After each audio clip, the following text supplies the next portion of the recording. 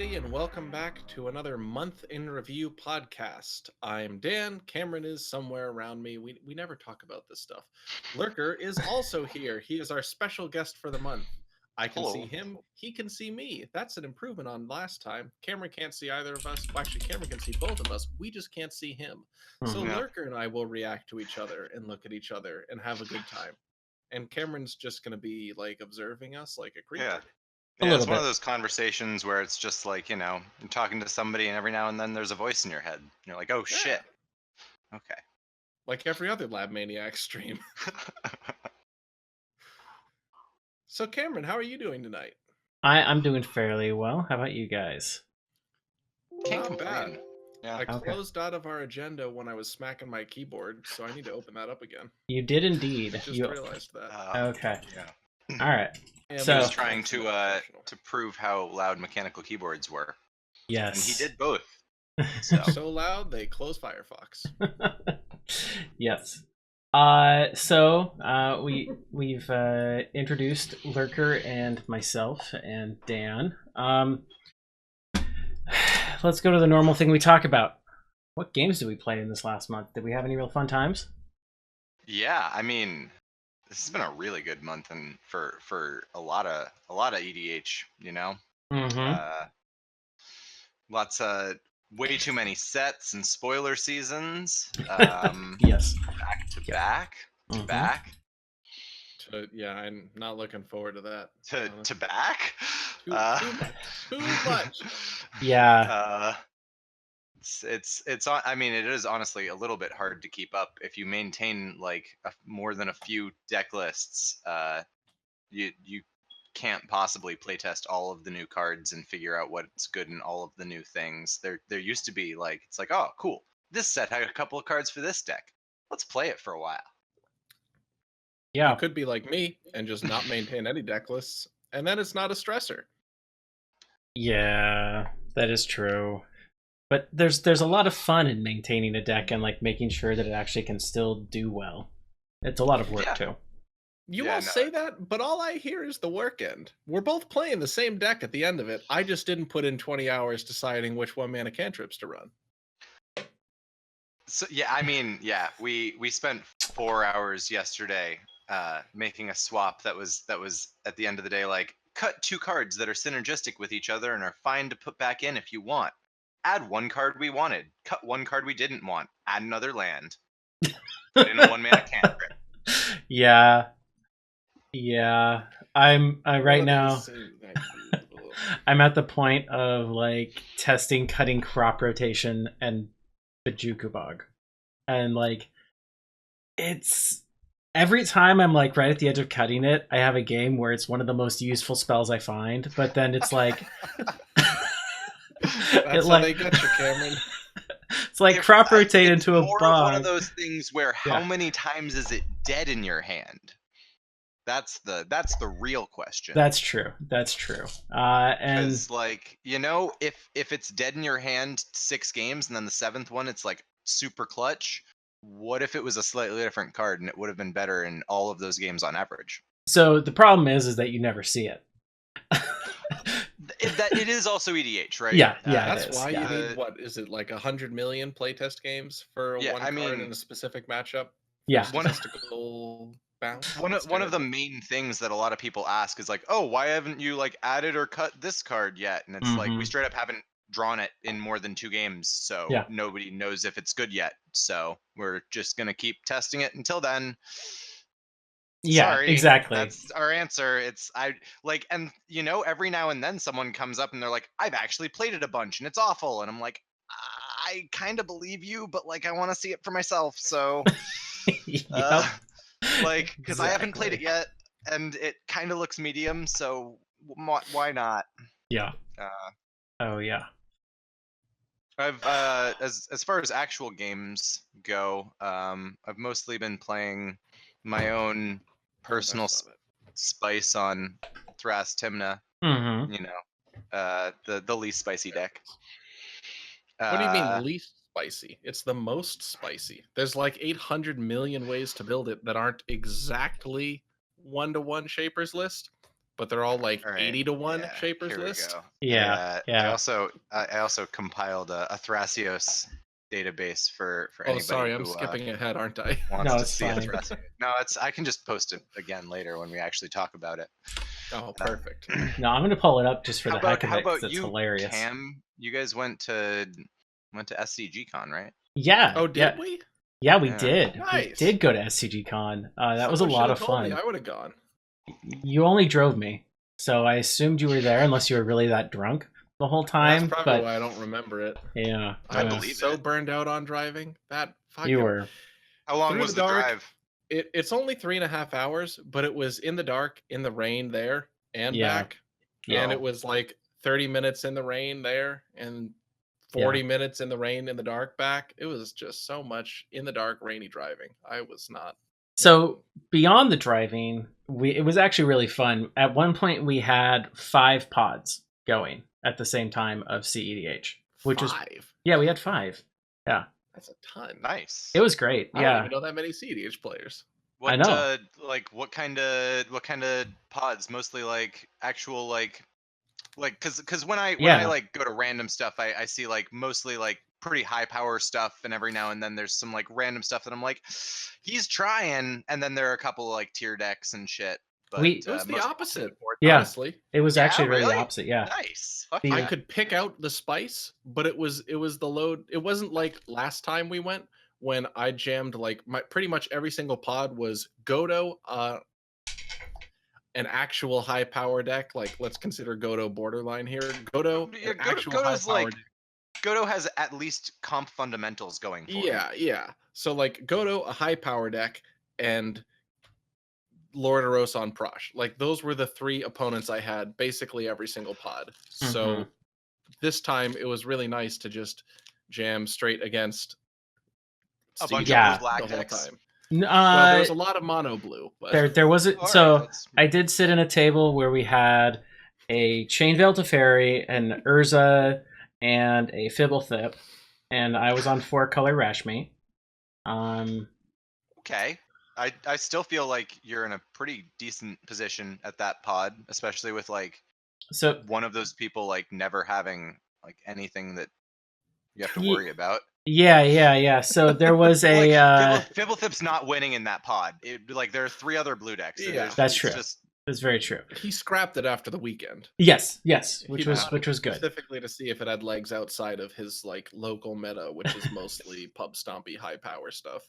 Which is Yeah. okay. Yeah. I mean, it's a You got- cool brew. It's like a Oh, yeah. like an interesting thing that it can kind of work, but So this was a game where there was a Trinisphere on turn 2, and then there was a Narset and or an Ashiok in play the rest of the game. I oof. was fortunate enough to be in the pod next Yeah, to no, that those one. that non-Timnapod sounds like those are not gonna die in a No. long time. Like Uh, unless somebody plays a swan song, those aren't dying for a long time. Yeah. I ended up having the Ashiok. I milled through Chain Veil to Fairies. I got his Scepter. I got his Dramatic Reversal. I got Urza's Scepter. It was like I just dropped Ashiok down to 1 point, and I was so close to letting it go, and I was like, wait a minute. No, this is locking everybody out. We're keeping this forever.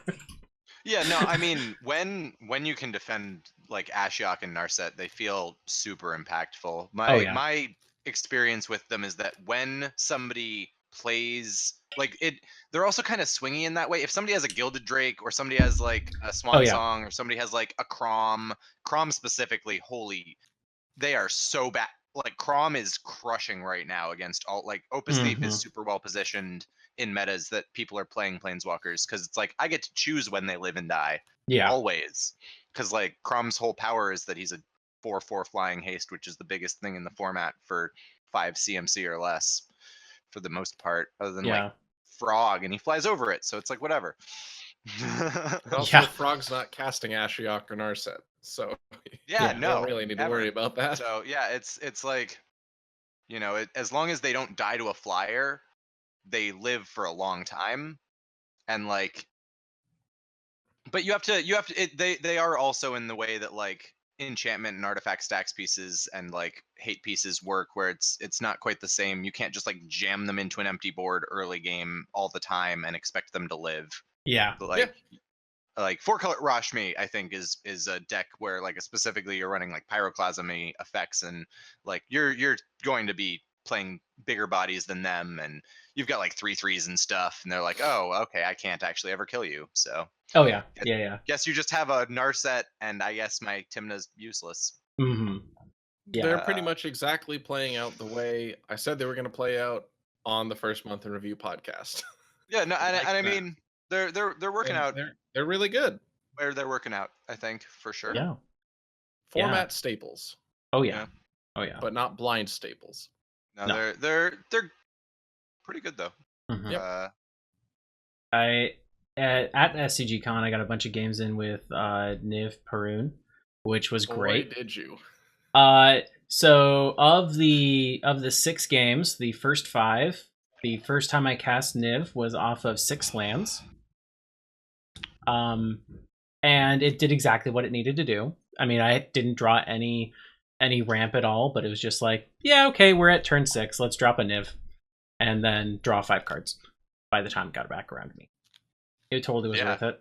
And in the 6th game, It was a cast them turn. on, like turn 2. Yes. Yeah. I finally found that- the mana rocks. That hurt. That, Nice. That game was that over hurt. fast. Yeah, it really was. Yes. Turn 2 Niv is game ending. So Surprise. far, my experience with him is that like people are very afraid of him, so they try to like they like think of him like, especially because he is half of the combo and the other half is 1 mana and way more easily protectable. So like he is the card that you need to stop in that deck. Mhm. And so like I've seen a lot of people like try really hard to just be like, all right, you need to produce 6 colored mana, so do you have a 7th to protect it, and or like combo is the first gate I found for it, like in my games with it, where like there was this one game I had more recently where essentially it boiled down to like I kind of won because of turn order, where Siggy kind of had to go for a win and we knew that people could stop him, and everybody taps out, and then I like use frantic search to untap some lands and go for Nas and like draw a ton, and I do that like at the end of Siggy's turn because the Niv player has tapped out to Mystical Tutor, and then the Niv player goes like, okay, I have like, if I do like, he Mystical Tutors for a dramatic reversal and he plays a bunch of mana rocks and he does a bunch of stuff, and he has at the end of it 6 colored mana of any color and then 3 colorless, and he's like, oh. Yeah. Yeah. And he plays Niv, and I'm at 4 life, so I still have to like do some severe mental math that they let me take back a couple of steps a couple of times to be able to get there, because you know, when you're at 4 life and then 3 life because you have a mana vault, and then you have to play some spells, and you're worried about the other guy has a Mystic Remora, and you know, it's all bad, like. Mm-hmm. But ended up getting there. That's a game already. Nas, because Nas resolving should win anyways, right? It should. Theoretically, yeah, it should win. But no, all in all, it was really fun. I definitely enjoyed the trip out there. Met a ton of people. Had a great time, and met Dan for the first time in person. Oh, that's true. I did meet. Congrats. Yeah. I was actually the first set of Lab Maniacs to ever meet in person. We've all been online only, so it's been interesting, to say the least. And we're gonna be the second set of Lab Maniacs to ever meet in person, because I'm flying into Vegas first after he does, and we're running into each other there. Mm-hmm. So Cool. Yeah. Yeah. Magic Fest. Yeah. no, Grand Prix Las Vegas. Same diff, but yes, that thing. We can agree to disagree. Yes, 63 days to Vegas. It's coming up pretty soon. Oh shit! I need to buy flights. Yeah, we need to do that. I think we've kind of talked a bit on this. Why don't we move on to the next thing? Yeah. Content and events over the last month. Well, we actually kind of talked about that as well. We did SCG Con. We had Modern Horizons come out. Modern Horizons was freaking amazing. We got talismans. We finally got the other half talismans, which is the best thing ever. The canopy lands are great. Yeah, and the canopy lands and prismatic vista. Horizon lands. Horizon lands. Horizon lands from Modern Horizons. Yes. Okay, there you go. Yes. Horizon honestly, lands. I think that prismatic vista is also just like it. I know it's not as impactful as most other things in most of these sets, but it's something that I think we need more of in general, which is cards that are like lands that help the monocolored land base that multicolored decks can't run, because at the moment it's actually kind of silly how much better it feels to be running 4-color than 3-color half the time, because you're just like, oh, okay, I have like better fetch coverage, and it's like sometimes easier to make 4-color than it is to make 3-color. Like, well, it's the island count off of 4-color, and your fetches is actually better than off of 2-color. Yeah, and it's I'm waiting for them to give us a legendary land that is Library of Alexandria, except you can only activate it if you have 5 or more basic islands in play, like something like that. Because it's gonna force you to play all those basics to make it work. Yeah, sure. I mean, just like anything that really, really like supports basic land tribal in any way is gonna be like a boon for 1 and 2-color decks that are not in the best place at the moment in our format, just because they don't have all the options. Yeah. All right, and we also got Urza and the First Sliver. Those are cards, I guess.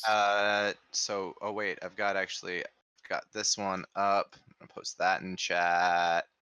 You can do that. Excellent. Post that in chat. Yeah, so I hear Urza is pretty good and been winning a fair share. Yeah, Urza's pretty sweet, man. Like, I know that for a lot of people, there are kind of 2 different formats almost, where it's like you're either playing in like a partner meta and everybody's playing 4 and 5-color nonsense and like has access to literally everything and all the best interaction, and like everyone's just kind of playing this game of like, do I make a value play? Do I hold up interaction, or do I go for a win? And that's everybody's every turn. And like when you're in that meta, it can like compete at the level that like Teferi could 2 years ago, but like a little bit better in my opinion. It just like has a better niche overall. The fact that when you cast an Urza, you get like a 4/4 usually, or a 3/3, because the construct just gets huge, and the fact that he can make the amount of mana that he can with the amount of ease that he can, and like you can like the thing is like he costs 4, but he actually costs 3 because he makes 1 mana immediately when you cast him, and if you had any other artifacts in play, then he makes those into mana rocks, and he has a bunch of really efficient, easy combos to assemble that work with his colors and work with his like he's an artifact deck in mono blue, and it's like it's just exactly what mono blue wants.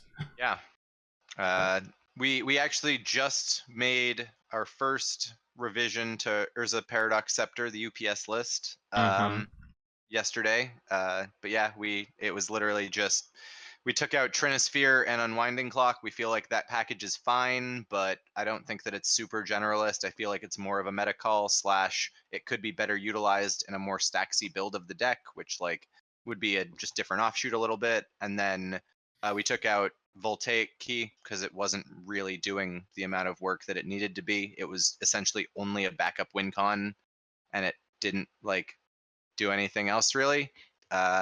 And put in Time Spiral because it's been performing really well. A bunch of us have been testing it. Interesting. And then I think we just put in Opt and the not the storage land, the depletion land. I still can't believe you put in a depletion land. That cracks me up. What's it? It gives you turn 2 and turn 3 Urza like by itself a lot of the time in a just like really convenient little way. And anything that gives you scary, correct? Yeah. See if I can pull that up. Surprising scary. anything that can do that is just kind of super nice. Urza is one of those commanders that as people play against it more, they're going to learn that like you actually just really want to counterspell the first Urza if you can. Oh yeah. You really don't want to let them resolve the first Urza. It's going to take them a little bit of time to resolve the second Urza. You can like do some stuff of your own while that's happening. They want to drag the game on longer than most of the like 4 and 5 color like partner meta decks do. And they have a really nice grind game. So. Oh yeah. No, it's been pretty solid. You're gonna see it a lot. Yeah, it's at the moment I think the best 1 or 2 color deck. That's my personal opinion. All right. Hey, that was what I said. I said it was going to be. I think that I still give Kess the best 3 or less color deck, or maybe Zur. Like Kess Consultation has been like outperforming Zur in recent months. So Shimmerzer is my like casual cEDH deck that I break out when I don't care if I win or not, and I just want to fuck around. I actually somebody in chat said Gitrog, and they're completely right. I think Gitrog into a blind meta. Deck. I think that Gitrog is easily comparable to both of those decks as well. Yeah. Though. It's good. It's like strong. It's stronger than we've gotten like a new thing in a while, like a new strategy, like a new deck. Really, like usually things that we get are just like, oh, let's adapt this deck into this thing because we already know what all the best win cons are. Yeah, that segues well into the First Sliver, which is just that. And it's good. Kazri, but no bad cards, but bad math. And it's so all right. Honestly, the thing about that math post, because it was really good, and Shaper actually worked with that guy on it a bit afterwards. But he forgot about a bunch of little things, like you can use Necropotence once you're infinite to exile the rest of your deck for Lab Man, and like, you know, because you can use Nature's Claim to infinitely gain life. Yeah. Like he forgot like tiny little things where it's like, oh yeah, you also can do different loops that you forgot about, because like there are actually so many viable ways to make a loop, even if you have exiled 30 cards from your deck. Yeah. Oh, good. So it's the best 5 color deck still. It's still it's less of a, like, I don't know, it's less of a clear cut, like Tazri to Niv was way more clear cut. This is just better once we started like really seeing it. Because it specifically had the case of, if I exile all 3 of my win cons, I can still go for all of the 2 color plus cards in my deck and try to grind out a win, which like I saw a guy do once. It was fucking sick. But like Sliver has just some weird, like, I don't know, it's one of those things where it's like, if you know the lines and you know the things that these 5 color cards can all do together, you should be able to find a line somewhere. Yeah. Almost always. And if you're familiar enough with like a 4 color Rashmi deck where you're already doing those loops, then it's really easy to keep those going and find them very quickly. Yeah, and like we actually had a really interesting game the other day where Sigil was on Sliver, and he played a Tainted Pact. And we see him go through the cards, and I'm like, wait, no, that's a win con. Wait, no, that's a win con. All right, wait, no, that's Twister, Journey, and Lab Man. And then he gets to the Rift Sweeper, and he keeps going, and I'm like, okay. And he finally gets to Food Chain with 12 cards left in his deck. Yeah. And he takes it, and I'm like, he's got Jace, Wielder of Mysteries, 1 in his list and 2 in his hand. Because he's a baller. But I still don't see a way for him to win, because he's out of blue. He doesn't have 3 blue mana. Yeah, like, yeah. Whatever. This is fine. And then he's like, all right, like Food Chain, and like it ends up like getting counterspelled, and like, you know, the game goes on, and like this is a game where I end up like winning because of like actually just luck. It was this thing where this one guy had a Mystic Remra, and I was going for all right, I either win or die here because I'm at 20 Crom damage or something. So I'm just going to try to combo through it. And it was one of those things where I was manually storming with Thrasios, and he was drawing cards with Mystic Remora, and whichever one of us drew a counterspell first won. That's never where you want to be. Counterspell first. Nice. But Siggy told me afterwards, oh, I had Brainstorm in my hand. Oh yeah. So if Food Chain resolves, I brainstorm the Jace back into my deck, and I just win. And I'm like, nice. Yeah, no, that's great. That's pretty good. Huh. Like, he exiled all of the cards in his deck but 12 and still had the win in his hand, even through, like, one piece of hate. He didn't have it. There were 2 pieces of hate, so. But... Jeez. Yeah, some of these new decks, they have legs where you don't expect them. And speaking of legs where you don't expect them, have either of you guys seen Yuriko at all? Hopping in on you? Nope. Just a little bit, and I've also talked to some of my friends. There's a guy in my friend's meta who's started picking it up, and it's pretty interesting. The new cards from what was it, Modern Horizons, that had all the ninjas in it? Yeah. The new cards from Modern Horizons really like help out a lot. There's the 1 mana unblockable Changeling, which is a ninja, which is amazing, just simply amazing for that deck. And then there's the 5 mana one with ninjutsu that has whenever a ninja hits, draw a card. I forget its name. And then there's the Fallen Shinobi is the one that casts the top 2. Not that one. No, not that one. He's not good. Yeah. All right. No, he's a 4 cost dude, Ingenious Infiltrator. That's the one. Yep. So that one's just like better than Ninja of Deep Hours. Yeah. Straight up. It's just better. It's just a better card. And then there's the really cool Spawn Writhe one that I'm really a fan of. Miss Syndicate Naga. Yeah. Oh yeah. That one Shaper just posted. That one is that card is real cute. When I first started Magic, or not even first started Magic, when I got back into Magic like 10 years ago, I very soon afterwards the Counterpunch EDH deck came out, and I got myself Agave and started doing stuff.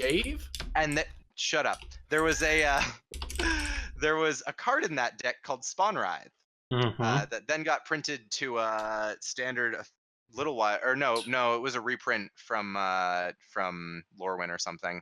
But it was like World Wake. It was Zendikar block. Zendikar? Okay. Yeah, it's when it dealt damage to a player, you put a copy of it into play, and it's like a 2/2 with trample or something like that. Spawn Writhe, yeah. And so I tried really hard to make. That was also when Modern was just a brand new format, so I tried really hard to make Modern Spawn Writhe a deck, and everyone was just like, this was against like Ravager Affinity and against Twin and against. No, it was yes, it was against Storm and against. It was against Twin and Storm and Broken Burning Jund and Vengeance.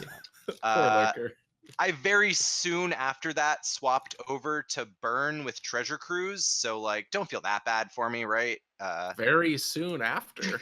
That's like 5 years. No, it was like 2 years. Yeah. Cons to Modern's inception? Huh? I mean, I'm talking about like right after Zendikar, like Innistrad-ish. Is that 5 years? Yeah, it was like 5 we went to years. Ravnica in between that there. Might be 4 years. Yeah. Yeah, all right, sure. There was all of Innistrad, all of Return to Ravnica, all of Theros, and then you got cons. Yeah. I forgot about Theros. That's because that's a whole year. Shit. Yeah. I forgot that was that a low point. Yeah, oops. Man. Anyways, Giant Ataphage is way better.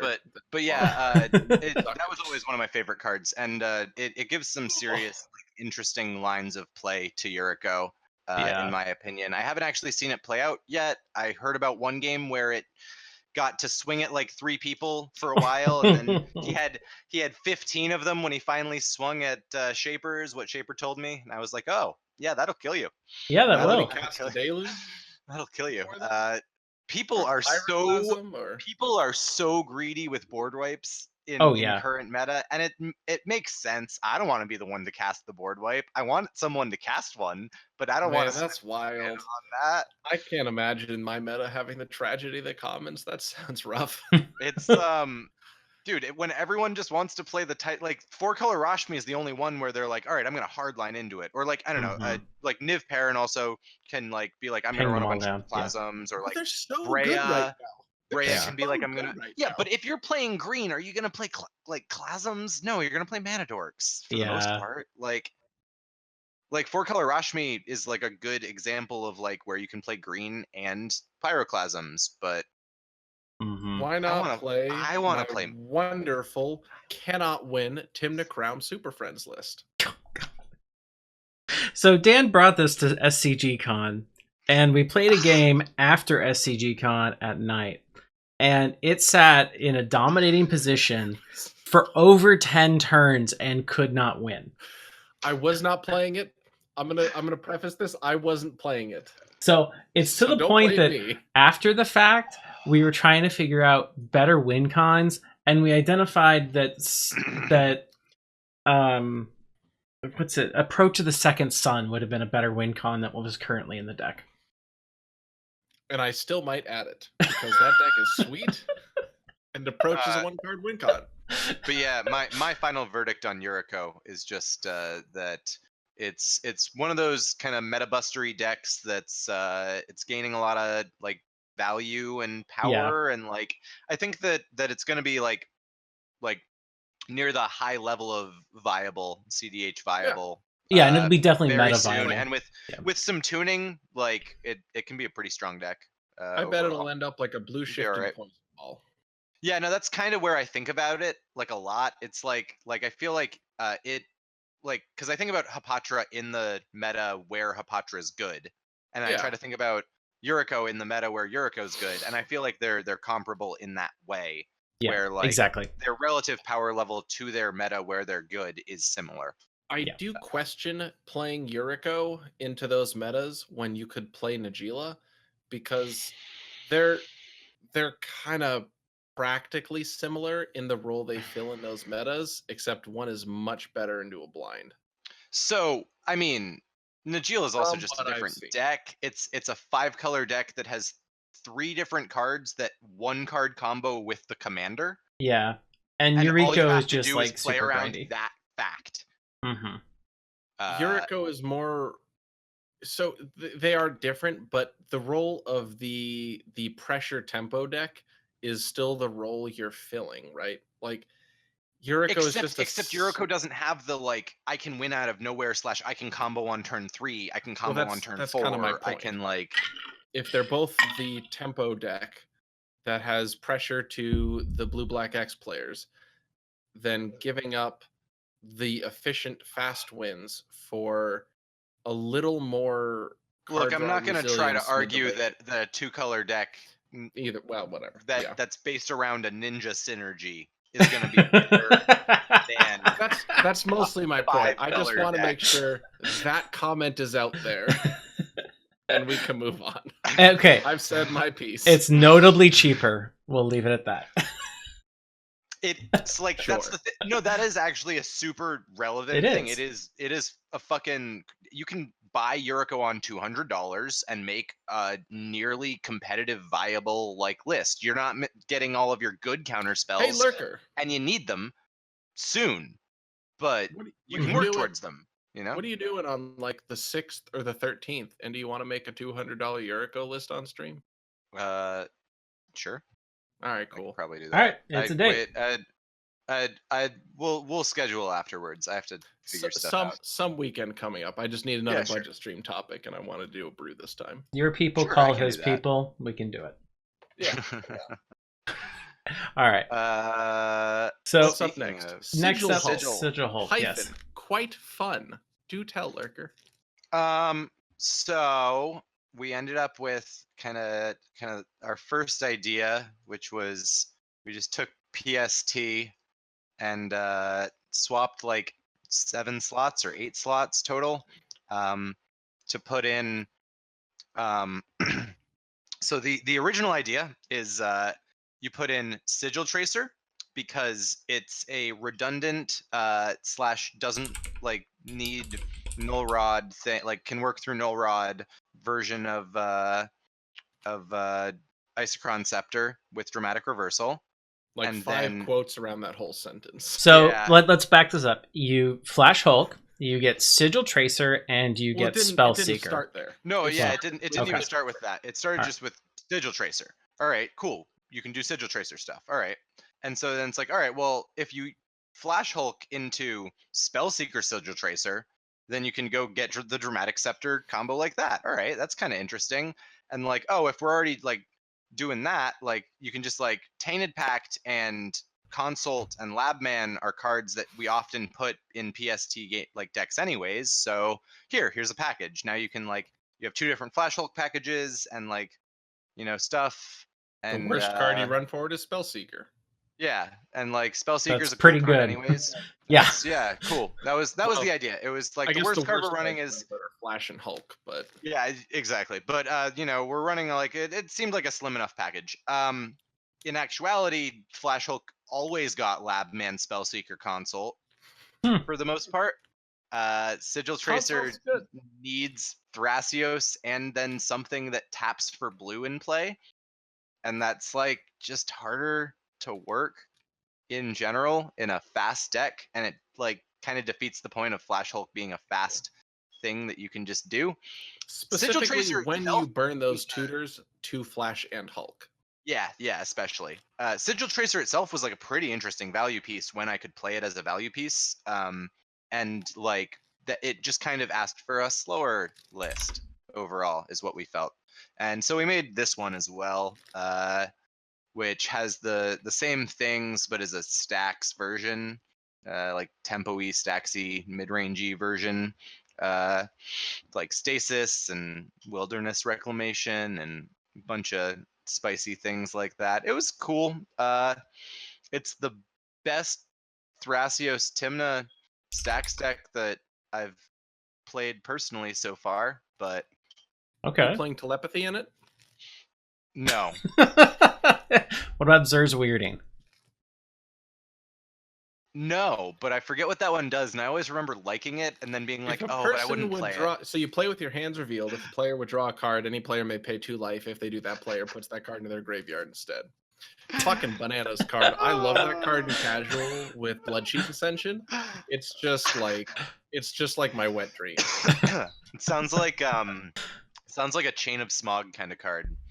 Yeah, terrible. Yeah. All right. Yeah. Okay, Sigil Hulk sounds really fun, and the stacks version's It's great. interesting. I think it's interesting. It's just another thing. Like it's another card to like keep in mind and in the back burner and stuff. Mhm.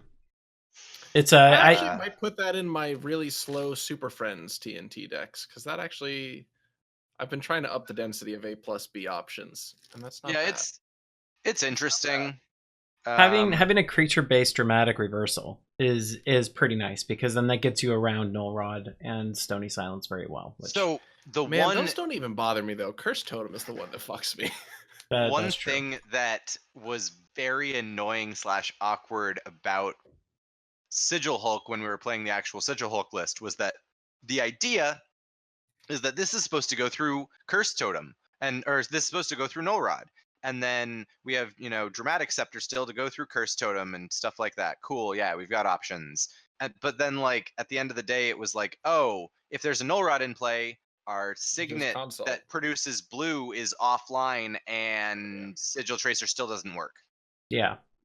Yeah, you need like You need Bird Arbor or- Elf with a green blue land, or you need Utopia Sprawl Yeah. with Arbor Elf, or you need basically a it Bloom forces Tender, it to be. or you need Yeah. like it makes the 2 card Hierarch. combo of Scepter and Reversal into a actual like 4+ card combo, which is yeah, it's just like not where we want it to be. The fact that it can copy spells just like as a value piece is actually super interesting, though. And yeah, it just taps that to was do that, right? it's tap it and Thrasios and 1 in a blue, copy any instant or sorcery. Yeah, it's not bad. It's like it wasn't awful when I just got to play it as a value piece, ever. And like with something like Seaborn Muse, it's suddenly like really nice in this like stacks version. It's a 2/2? I don't remember. Wow, that's off topic. I'll look it up. Tell me about your Thrasios database and Rad Farm. Yeah, sure. So I posted the Thrasios database earlier, but I this got was you. kind of I already got it up. a joke that I was. Oh, I've already got it. If you and whatever. Yeah, you're good. It was kind of a joke, honestly, at first, but then I started adding all of the other Thrasios decks I could think of that were somewhat good, even the stacks ones. Oh, Lurker, that's so sweet of you, giving Yeah. representation to the oppressed minorities. It's true. It's so hard to win 1 versus 3. I feel for them, you know. But yeah, Thrasios is one of those cards that you can kind of do whatever with. But specifically, the packages that just come up time and again are reversal with things like Isochron and even and Sigil Hulk and then oh god, for some reason Siggy ran it in Dreadnought Alarm, and I'm trying to remember what the actual reason was because he doesn't have Isochron, but and Bomberman's pretty good. Freed from the Real is pretty good. And then like engines that people end up running very often are Nas and Raza and Hulk and Consult. So I just made a quick like visual of like what a different decks run Thrasios, and I a quick like link it. for all the Thrasios decks. Nice. All right, to push us along because we're 50 minutes in and not even halfway done with our checklist. Oh no, our Lands and checklist was too long. Yeah. Are I in know. Modern Horizons. That's yeah, those are there. Not Canopy Lands. Fuck, Cameron, you're confusing me. Right, Horizon Lands. Yep, we get that already. And the last thing was that list. I've been having fun with it. It's just my take on PST. It's got like Raza and Earthcraft and a bunch of cards. silly shit. You it's shuffled fun. up Gave with PST, and this is what came out of it. It's fun. It works for me at least. I've been doing very well with it. I had a 7-win streak at one point with it. That was fun. Canopy Lands and Talismans just came out. Sorry, I interrupted you.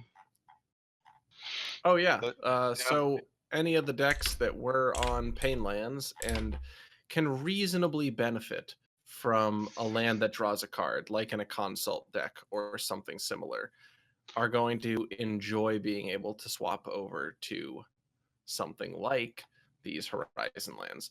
But as a straight change, they are not necessarily a correct thing to make. We did talk about this a little bit, and it was in the set review. So we're going to push on further. Next up, we have PlayEDH dates. PlayEDH updated comp stuff. Who wants to talk about that? We updated a bunch of our comp stuff on PlayEDH.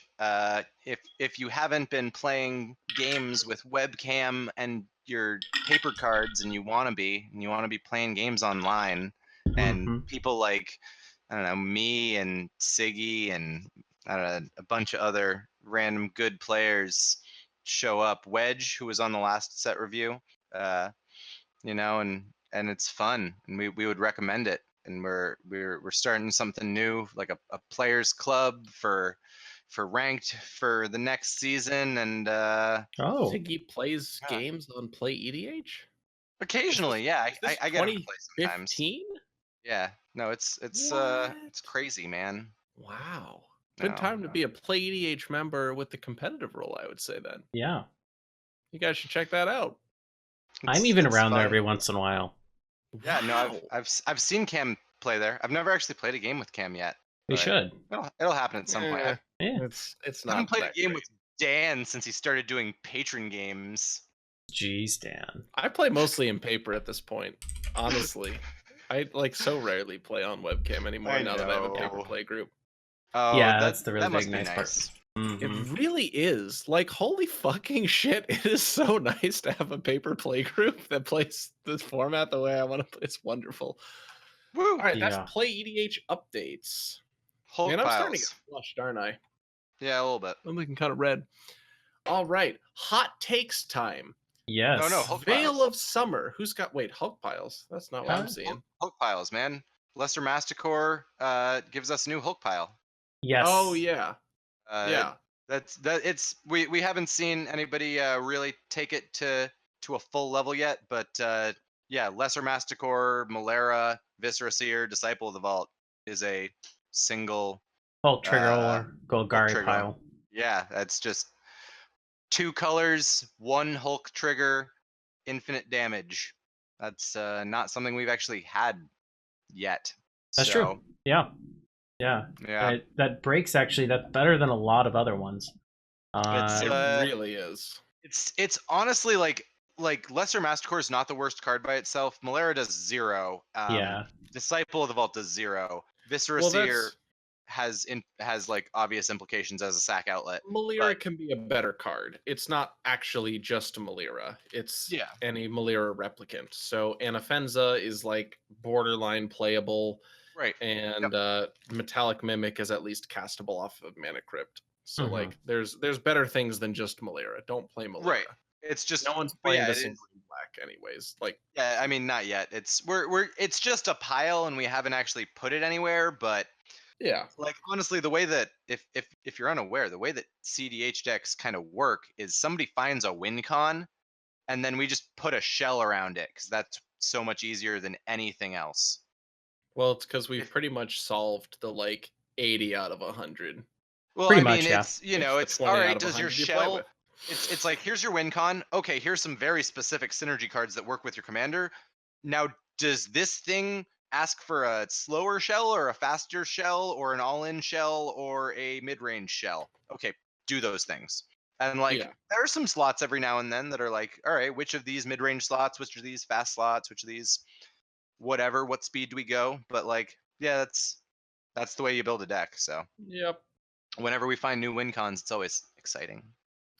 And Yeah. that in and of itself was a hot take, which segues into our next hot takes. Lurker, give me a hot take on. Actually, no, not you. Cameron, give me a hot take on Veil of Summer.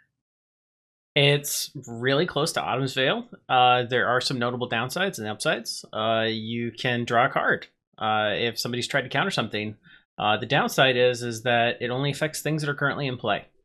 So yeah, doesn't protect future creatures. yeah, Autumn's Veil doesn't draw you a card, but it's everything until end of turn. And actually, at SCG Con, we had a relevant time where Autumn's Veil was relevant in that you couldn't target spells or target things for removal after the fact. Specifically, also in things like Hulk, Yeah. that can also very much matter because, like, yeah, if they're trying to kill the Hulk and you Autumn's Veil, they also can't kill the things that come out of the Hulk. Exactly. If you Summer Veil, they totally can. So, Mhm. but you get to draw a card. Yeah. So there's two places for it. I mean, it's meta dependent, but it's also theoretically a 1 mana combo protection piece. It's really good. I don't deny that at all. But it might be. It might take a flex slot from a deck just to have another piece of protection in like a grindy meta. One thing that we've been talking about a bunch in the Tana Timna servers is I've been thinking about a list that runs 8 non-blue counter spells now because now you get Pyroblast, Red Elemental Blast, Silence, Autumn's Veil, Summer Veil, Grand Abolisher, Vexing Shusher, Imp's Mischief. Yep. You're not running guttural response? Oh yeah, and then There's like guttural two response guttural responses also now. exists, and then there's the other guttural response new one, that yeah. is like slightly less good. I don't remember why, but I remember Well, there's a second we're getting one this set, aren't we?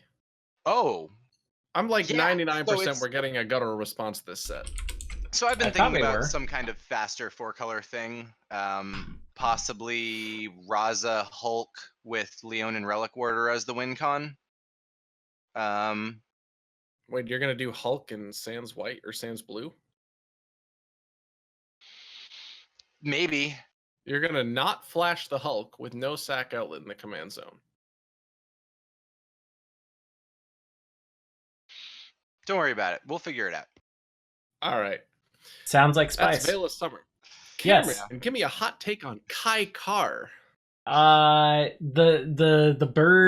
bird wizard, the now A young probably peasy that flies and T-bones. yeah, probably the single best Jeskai commander that we have now. The downside. Wow, that makes 1 of 1. Not quite. I think that Ishai Crom is not the worst thing that's ever existed.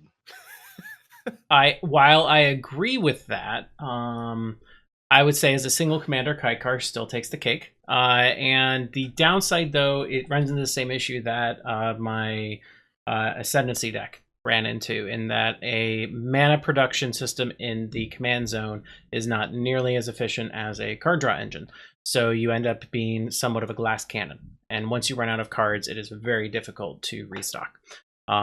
I think probably the Divergent Transformations route, getting a Magus of the Future and a Sensei and a Trinket Mage to get you a Sensei's Divining Top, is probably the best way to do Kykar, because then you Divergent gets you a dude to sack, so you cast the top, and then top always replaces itself, and you draw your deck, and then you can win from there. It's not the best.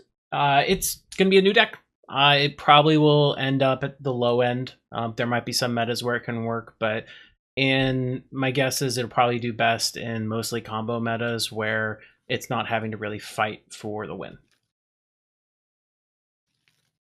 I don't like it. I mean, I think it's better than Narset. I still don't like it. Yeah. I think that it's good for Jeskai, but it is still Jeskai. Missing green and black is like difficult. Mm-hmm. It just feels like a really bad color shifted Grixis Storm deck. Divergent Transformation gives it an interesting line that you can make work, but there's already really good Bug Red Divergent Transformations lists that don't have to play bad cards or a bad commander. Yeah. And there's already good 3-color commander that you can play Storm in. So I'm just not seeing a relevant niche for it. Like, better than Narset is a bar. Yeah. It's just not one that matters. I mean, it means that they are honestly making pretty interesting legendary creatures recently. So yeah. hopefully Oh, they yeah. I continue. love that Panharmonicon, dude. That art is fucking dope, by the way. Uh, I love that so- card. But So you want to know what's really great with that Panharmonicon guy is that new Lotus Field card. Don't you want to sack 6 lands? yeah! You mean 4. Or 4 lands? Yeah, sorry. Jeez. I was Yeah. thinking if you had Panharmonicon 2, but Sure, I guess that's something you could want to do.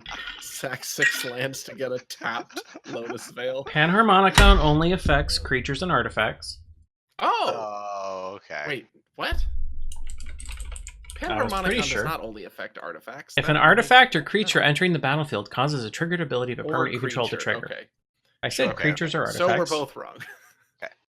But yeah, way. Lotus Veil's cool. It's cool that Well, I don't it's almost it's almost a Lotus.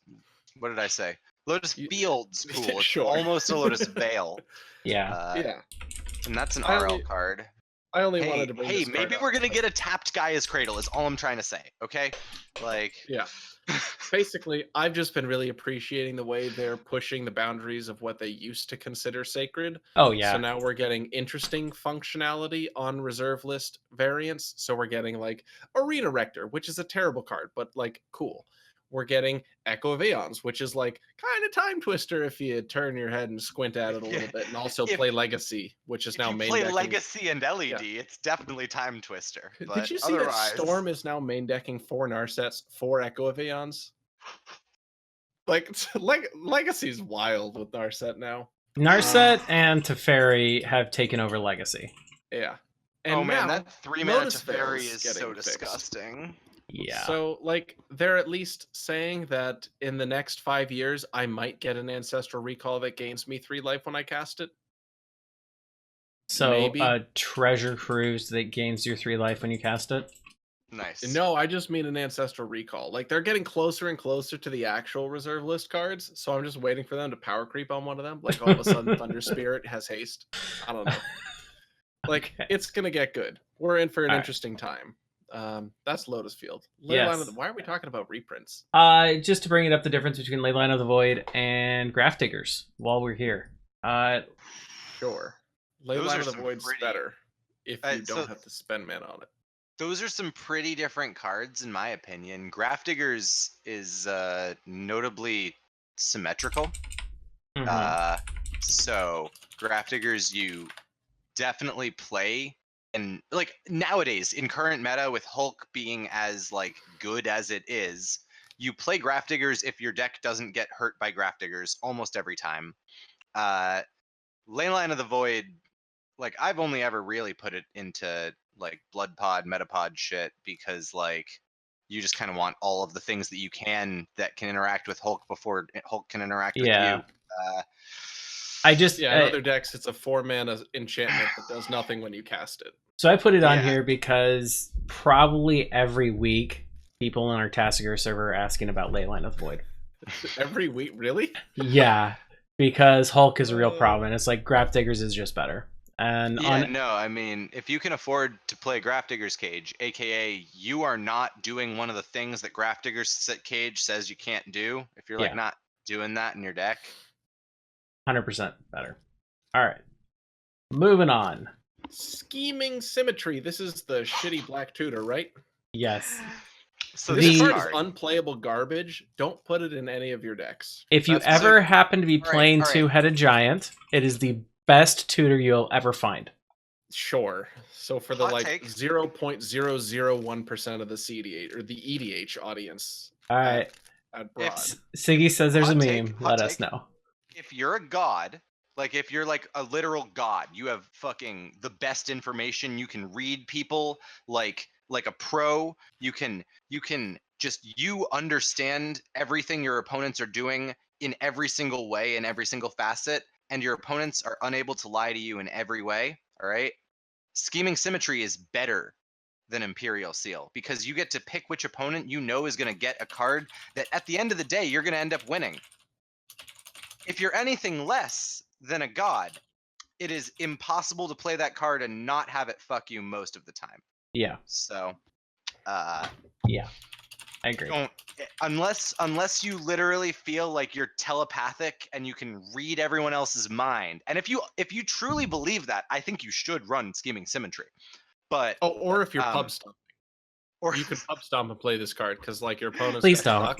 Just So please don't. just No, fucking stop. crush 'em Stop. with it. No, don't. you're playing Moving you're on. playing Kingmaker Kess. It's a deck that I've been designing for a little while. The win con is you play Hatred on Kess and you kill one person, then you play Hatred on Kess and kill the second person, and then you concede.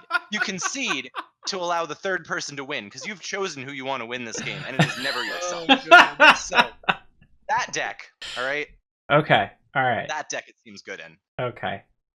All right. Oh, right. And with that hot take, let's move on.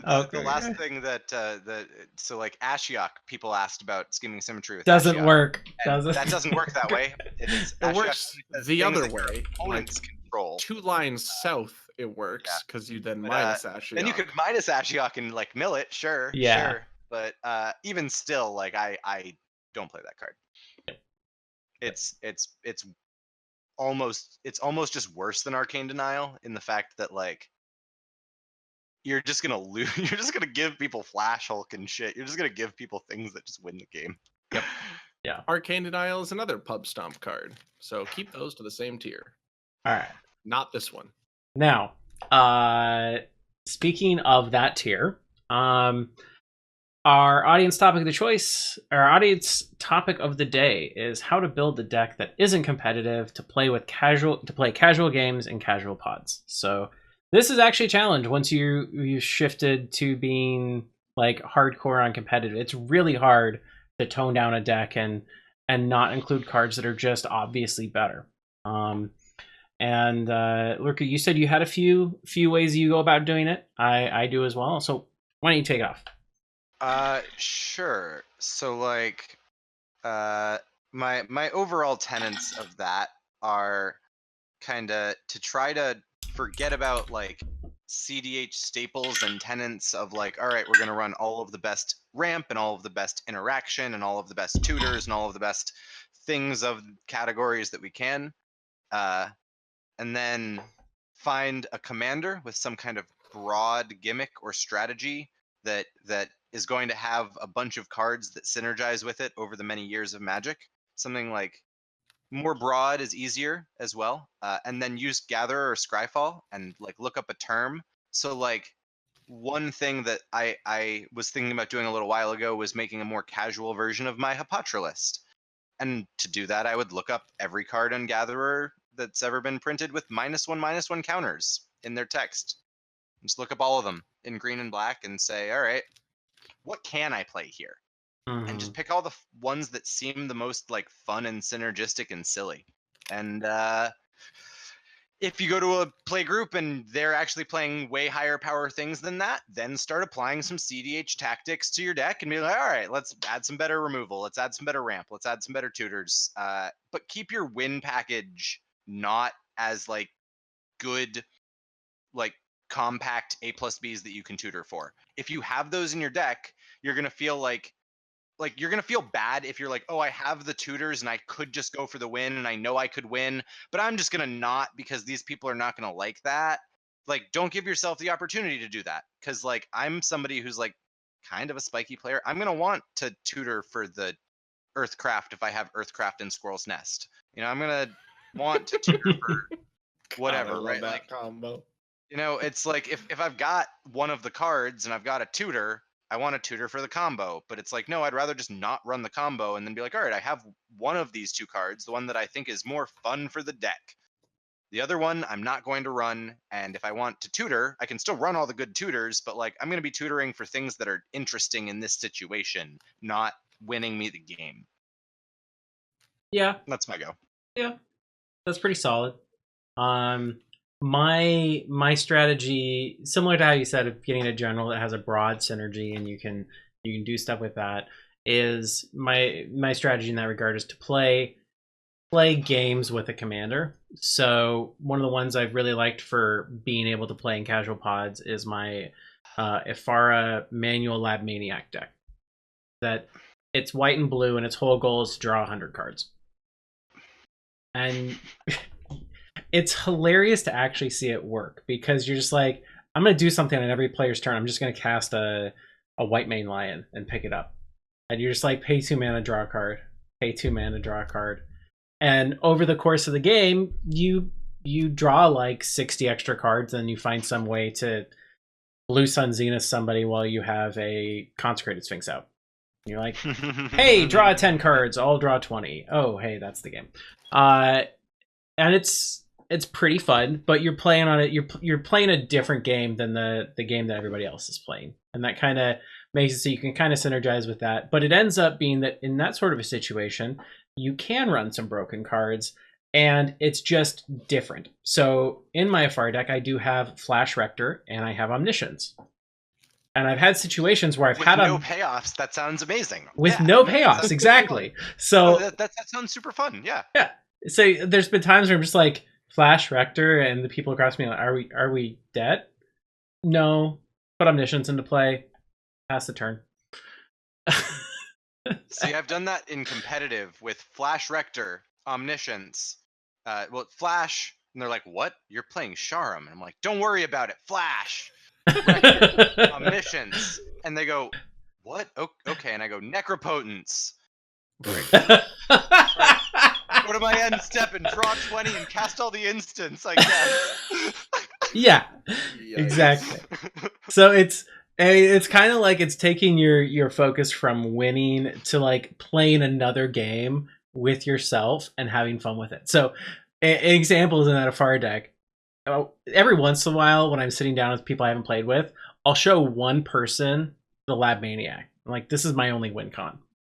And so they know the game I'm on. The other people don't. And then you're like, okay, here's a Mystic Gamora. Here's a Rhystic Study. Don't mind me. I'm just drawing cards. And literally, like, the entire game, all I'm doing is just everything I can to draw cards. And the guy next to me, who saw the Lab Maniac, knows what's going on. But the people across from me, they're like, you haven't done anything. Go ahead, draw with Ristic. And so it ends up being just a big laugh between one side of the table and the other side of the table as they don't know what's going on. And it's just a good time. And it's having fun with it. I think that's the biggest point, is find a way to have fun with a deck that isn't just going to win the game. And I think that's the way that I go. Dan, do you have anything before we move on? The way I've been refining my casual Mirren deck is building it specifically to look like it's going to kill everyone and then catastrophically fail.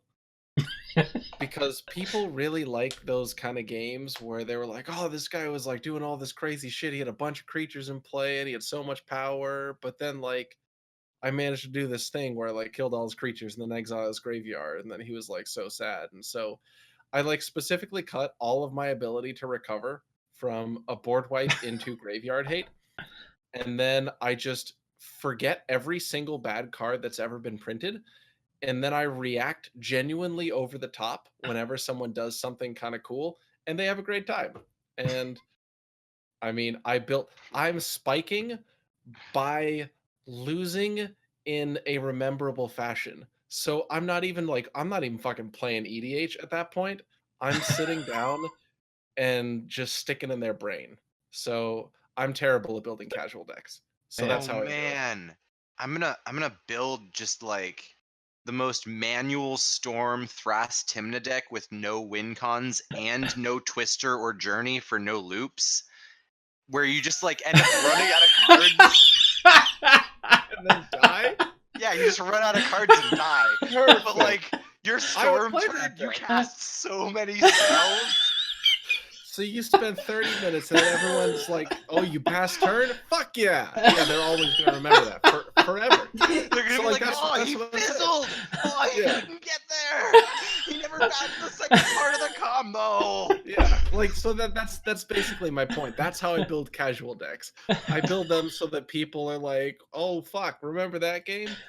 Because, like, I don't give a fuck if I win. Like, if I'm playing casual, I've already resigned myself. You actually just reminded me of the first competitive game of Commander I ever played in my life. Was even somewhat competitive against anyone who had a deck that could even be considered cEDH in any way. It was a 1v1 where I was playing my really old Gave list before I had all the cards I wanted to change the commander from Carador to Gave, so the commander was still Carador. And like I had like, you know, I actually got like kind of lucky where I managed to get like a turn 3 or turn 2 Elvish Piper into a turn 4. It's like a turn 4 wow. Pathrazor of Kozilek in a 1v1 against a guy who was playing Mimeoplasm, and he was kind of just memeing on me like a little bit, where he decided about halfway, like he like living death, like he did a living death at one point and like wiped my board and brought like a whole graveyard back, and then like I managed to find a board wipe, and I was like just barely hanging on, kind of in the game, not really, and he was just kind of memeing, and he was literally down to 5 cards left in deck with a Labman in play and a Jin Gitaxis in play, and he passes turn to me, and he's gonna win on his next like turn with Jin Gitaxis. Sorry. He passes turn, draws 7, and then he has 5 cards left during my turn. So he's gonna win on his next end step, and I top deck Necrogenesis, which was in that that pre-con. Exile a card from a grave. Exile 2 creatures, make a Saproline. Yeah. Whatever we wanted the black green god to be. And in my hand I had a terror. And I go Necrogenesis. And he goes, okay, well, in response to that, the Labman was in the graveyard. He goes, okay, well, in response to that, like, now I'm gonna like cast this instant speed reanimation thing. And I'm like, oh, okay. Okay, that happens. He gets reanimated. All right. And I go, okay, cool. Necrogenesis resolves. Terror your Labman. And he goes, what? Remove? Like, Well, it's just like I had Terror and Necrogenesis, and he's just like, and he starts yelling and screaming about how he's about to lose to a Shards of Alara uncommon. And I would never remember the set or the rarity of Necrogenesis otherwise. But I'll never forget that. Nice. That's And then he Nice. loses to his own Jin-Gitaxis. It was great. beautiful. Just beautiful. Sounds- Speaking of yeah. beautiful, Uh-huh. we're going to move on to our next topic, which is Mulligan of the Day. Yeah. Rad Farm going second. Let me see if I can find where this Rad Farm is. Because The turn order is Opus Thief. I can Rad Farm. repost it in the No, chat. Food I Chain got it. Give me just a second. Tazri, I guess actual Tazri, and Ah. Chain Veil to Fairy. So this is the table order. We are on Rad Farm today. The link has just been posted to the deck in chat. Lurker, would you like to talk us through what went down? So I've got, I just pulled up, if you look on Twitch itself, I pulled up Sure. Tapped Out's playtesting, and I've Oh, got yeah, us, okay. I've got 7 cards here. We've got Savannah, Underground Sea, Gaia's Cradle, Scalding Tarn, Dark Ritual, Elvish Mystic, and a Necromancy. I'm gonna say that's definitely a Mulligan to second 7. That's horrible. Yeah. Yeah, that's I so do the thing about agree. this list is it is kind of a pile sometimes. I played Doomtide. I know what you mean. And Go. it happens. All right. So here's our second 7. This is a Okey-doke. Entomb, Squirrel's Nest, Assassin's Trophy, Elves of Deep Shadow, Flooded Strand, Wooded Foothills, and Forest. So I mean, honestly, I would actually keep this hand. Land It spells, has ramp removal. Yeah. It has a bunch of it has 2 completely non-synergistic combo pieces, but that's fine. And it's got a piece of removal that's a good piece of removal, and it's got ramp, and it's got 3 lands guaranteed. We can get a turn 2 Timna off, which is great / fine whenever. It's great. And we can hopefully what I like to do when I'm just like goldfishing like this is I always like to see what my like first 3 draws are, because I'm usually not going to be playing any of those other than like the cards in my hand for the first 2-3 turns anyways. It's like what we get: Spell Pierce, a second Dork, and then another fetch land. So like we probably like, you know, We're on Timna beats. yeah, we're on some Timna beats. We're on Thrasios. We're on talking to everyone on the table to make sure that everyone understands the threat of everyone else. We're on Oh, trying as God. hard as we can to pretend that we're not holding up mana for Assassin's Trophy and we actually just don't have plays. And Well, yeah, this you know, this not is trying a to run talk out about Thrasios any- and keep the 4 mana up to Sandbag not and telegraph. No, yeah, Yeah, this is. Sandbag and hope. Yeah, But I see no, this as a reasonable 7. I do see Yeah. this as a reasonable 7. It's not the worst 7 I would have kept. Yeah. But Let's it's not a good one. It's definitely a bad 7, but it's still a keepable 7. let's do another one. All right. That is kind of the thing about why like Timna and Thrasios are so freaking useful Stupid. and nice, stupid, Yeah. and dumb and broken. Is Yeah. that like they actually make mulliganing with any deck that has both of them as the commanders just about 3 times easier. Yeah. That hand is so bad. Oh my God. All right.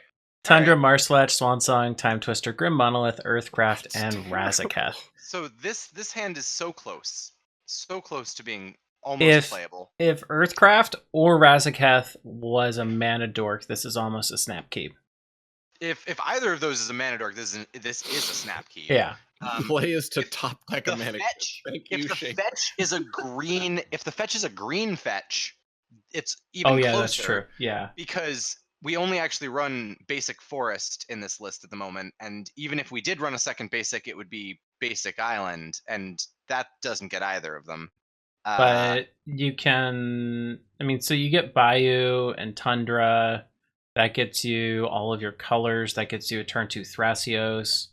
If you draw a land, that gets you a turn 3 Timna, which is not really good. I don't think I'm keeping a hand No, with no ramp other than So, like, Monolith and an let's 8-drop. Yeah, I mean, I think we mulligan this, but real quick before you mulligan it, would you just draw one card for me? Oh, Lurker, no, you're Yeah, better no, than that. all right. You're Yeah, better It than was an that. awful hand. It was No, an awful it was hand. awful. It Lurker, definitely. please. Hey man, I like to know. All right. That's not Well, how it works. We I are know it's not how it down works. to 6 now. Wait, this is a This is our first 7, or this is our second 7. okay, We have land, no all- lands. all spells. Yeah. Oh, so mana sad. sources. All right, so happens. down to 6. So actually, let's do London. All right, London wise, Yeah. Hell yeah. this is keepable. 1, 2, 3, 4, 5, 6, 7. We're Yeah, doing keeping the London. shit- So keeping the shit out of that. Toss back the Um, silence? Yeah, toss back the silence. yeah, that's I kind of capable. like Cradle because this is turn 2 Timna, then turn 3 you play Cradle and hold up Notion Thief. Yep, Yep. That's Yeah, what I would be doing. that sounds great. We also have like turn 2 Thrasios and Ponder, and then turn 3 Timna draw a card the same, because swinging with Thrasios versus swinging with Timna is the same. Yeah. Um, There's plenty of lines. Shaper I definitely says. toss back the silence though. Yeah, Shaper easy says toss bottom back of the the cradle. silence. If you're really greedy, you toss back the Tundra, but Really? isn't that that's a fetch, right? Yeah. Yeah, it's a Yeah, polluted polluted delta. delta. Yeah, we can fetch a green blue land, play the dork, and then turn 2 play the cradle and play Thrasios or play Timna or Thrasios and Ponder with that without the Tundra. So you don't need the Tundra. Yeah, I still like pitching silence. Silence. is I fine. still like pitching silence more. I'm just saying that pitching Tundra is still viable here as well. Sure. All right. Sure. Especially with a cantrip and like we're doing stuff, you know. This is like Yeah. this is a good This is hand. a This good- is a hand that I'm like happy with. Yeah, Gilded I Drake, think- a land, and another dork. Awesome. I think this 6 is better than that first 7. Oh yeah, no, Oh, this yeah. is Oh yeah. much better. All right. That was really great. I like that. Cool. I was trying a new Me too. segment, and I think we will do this again.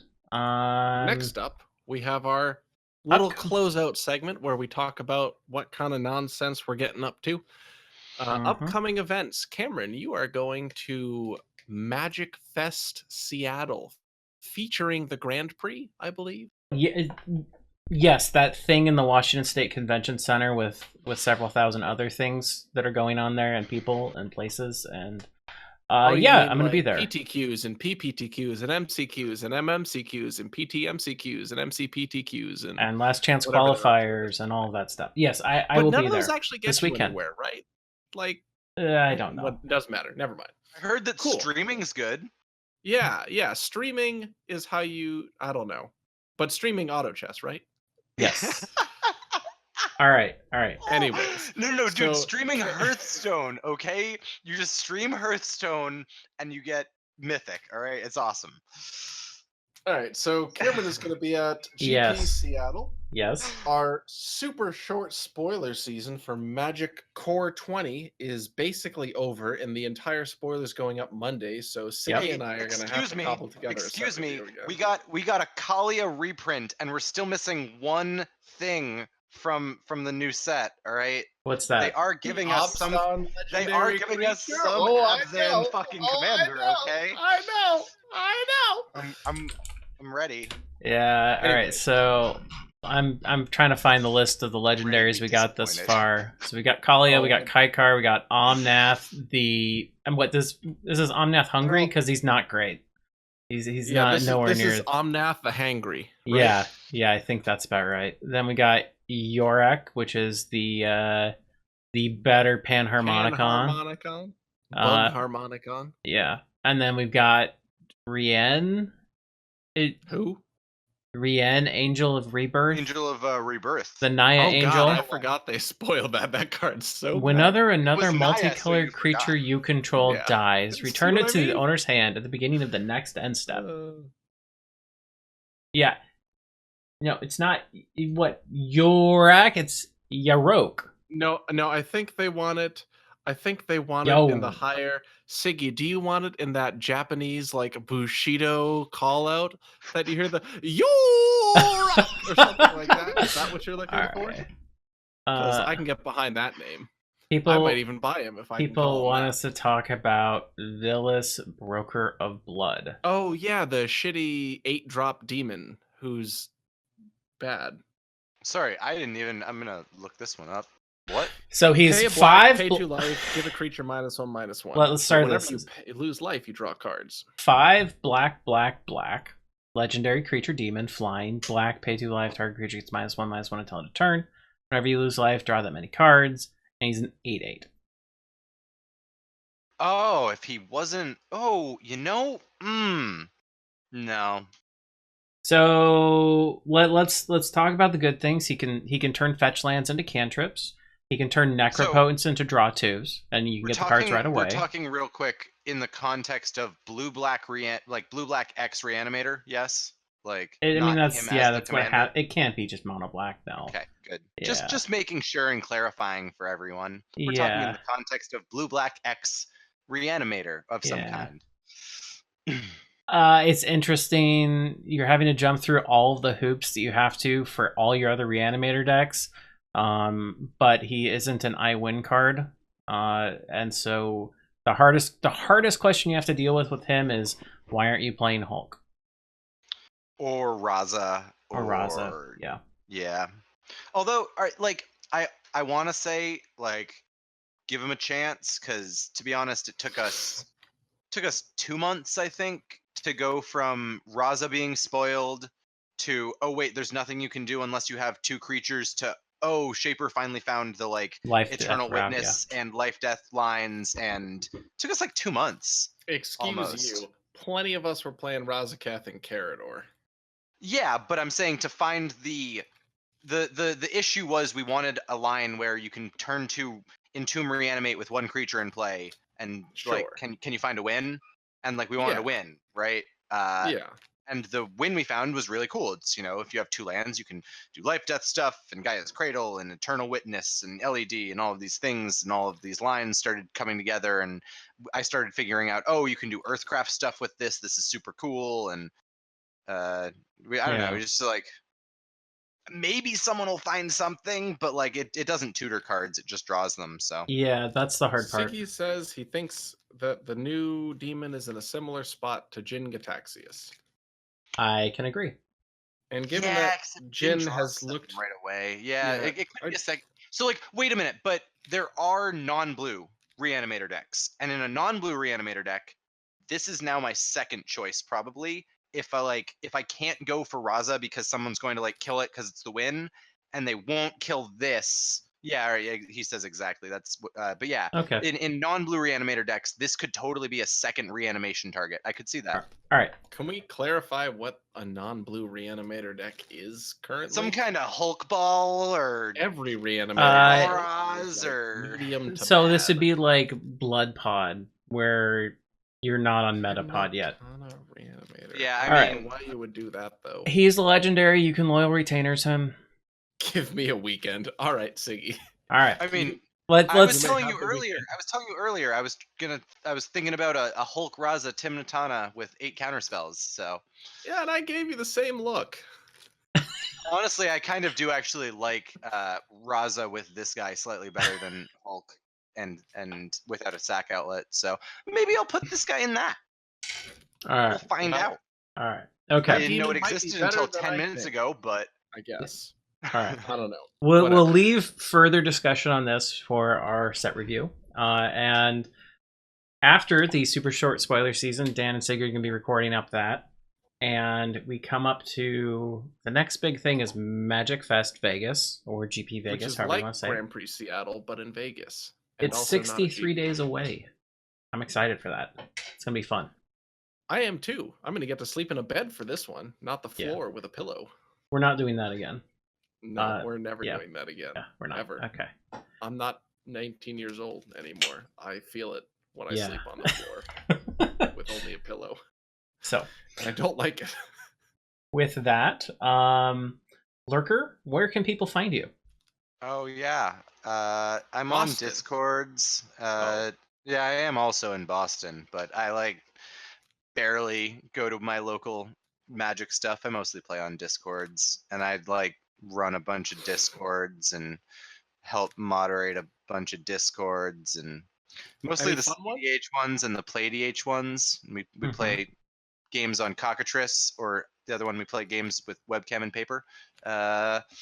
And then like I also help out with like I've been helping out with the Urza stuff a lot recently, and I like run the or help run the Tana Timna server, and I help run the I have a small Gave server, but Do you run Gave's any just not. non-magic discords? Nah, man. I spend too much of my life thinking about this game. I can Fair understand. enough. Yeah. Yeah. All right, That happens, I think. cool. Well, Yeah. if you do end up doing anything, let us know, and we'd be happy to see what Yeah, craziness you're up to. Like to probably be seeing me again on here at some point, I hope. Yeah, yeah. I would expect so. I'll Um, make it happen even if Cameron resists. no, it's good. So we got Dan. You can always find him at DJ Monahan. Otherwise, other than his channel, Cameron, you can find me everywhere. You can find me. I'm like Lerker. Really is I am on like 90 Discords Yeah. now. It's crazy. Oh right, But- there is also the Facebook group, and I think me and Cam are both on that too. Oh yeah, there is. I even posted there Yeah. with Yeah. you two in it. I don't think anybody interacted with the post though. So like, what are you gonna do? Oh, did you tag me on Facebook in a post? You and Cameron. Gross. Oh man. I know. I even got you Ugh. and not the other one. So Oh man, not Pongo. You didn't get Pongo. Oh, good well, I for don't think you. he likes to be associated with his name. But All right. So with that, Anyways. we'll say thanks everybody for joining us for June month in review. Thank you, Yeah, Lerker, June for was joining a us. crazy month for EDH. Thanks for having me on, guys. It Yeah. really was. Oof. And with that, we're gonna go ahead and raid Scotty, who looks like he's got some cEDH Hell games yeah. going on. Yeah, he And does. we will see you all next time.